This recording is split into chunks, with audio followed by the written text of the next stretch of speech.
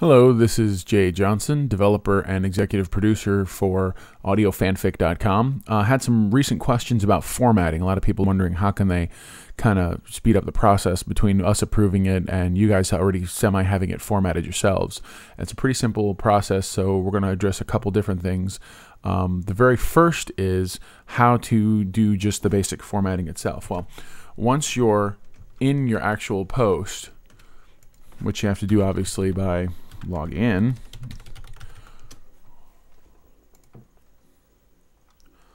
Once you're actually there and you're ready to do your posting, what you do is you take your story and in visual mode you cut and paste it straight in there. Now you notice there's formatting here. This formatting, when you go to HTML view, looks like that, and it really messes everything up. I mean, frankly, because it's whatever your word processor used, and it's just really a pain in the neck. So what you do is in your visual editor, unless some of it comes over too, in your visual editor you copy it exactly how it looks, delete it, go into HTML mode, and then copy it back. Notice your line breaks have stayed. And so when you come back into visual editor mode, it's nice, it's clean, it's ready to be adapted into what you needed to do. Now, that's how you format your story to be prepared for the next step. Here's the next step.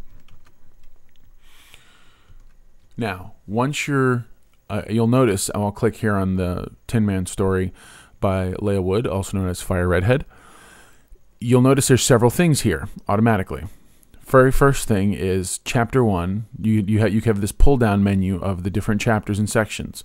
This was paginated. We did this just through some simple steps I'm about to show you, and we also added the rating system, which can only be done by members, but there's a way you can add all this code in to get started by yourself, and here's how you do it. Going back to our previous story, the very first thing you want to do is at the very beginning, hit enter, and then add in visual mode the code ratings in brackets. Once you've done that, hit enter again, and you need to insert your first page title. This is necessary so that it'll be correctly numbered on the sides there. So when you hit this, it'll ask you, what is this? Well, you'll notice in my story I called this introduction. So I'm going to add that, just title like that, introduction. Now I can delete this. And then what I've done is we've already created the introduction part. So now at the very end of this first section, this introduction section, you go ahead and you add insert next page. And right afterwards, you insert page title again. And now you can put your next thing, whatever it might be, whatever your chapter title is. The reason you want to put your chapter title is because, and we'll look back here again, notice in front of all of these, the number is already there of the page. So like this is the one that I did with them, and it said, chapter 1, whatever. And Leah may want to decide to go in and just edit out the chapter 3 to Ultimate Scarecrow. That's one of those pet peeves of mine. She doesn't have to in any way, shape, or form. They can leave it that way.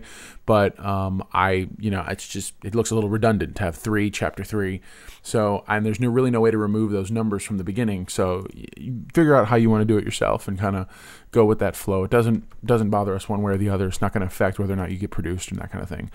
Anyways, once you're in your next section, obviously you insert your whatever your next chapter text is, and then as soon as you're done, same exact thing. Next page, next title. And then insert, and that's how you do it. And you keep rolling through that way. And that's how you format and get your story ready, so that literally all we have to do is open it up, read it, correct anything, minor grammar, little things like that, misspellings. Once that's done, then we'll go ahead and add the header image, we'll add your thumbnail image, and we can talk about that in another video. So, all right, thanks a lot. Glad I could help. If you have any other questions, please let me know.